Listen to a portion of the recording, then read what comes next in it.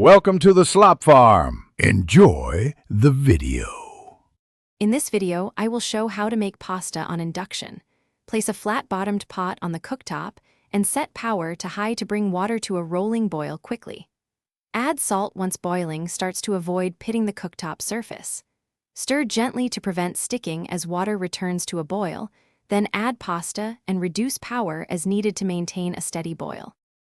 Maintain high power until the water returns to a steady boil after adding pasta, then adjust power to keep a gentle, vigorous boil. Use a timer based on package instructions and taste test a strand 1 minute early to achieve al dente.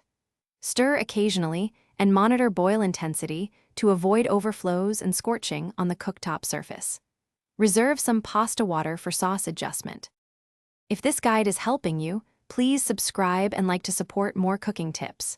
Quick recommendation: the Shark AI Ultra Robot Vacuum cleans crumbs and sauce splatters with smart voice control, so you spend more time cooking and less time sweeping.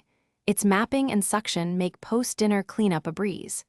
Check the description for the link and other deals, then now let's get back to the video.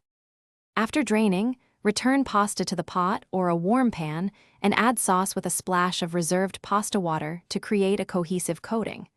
Use low induction power to gently marry flavors for about 30 to 60 seconds while stirring.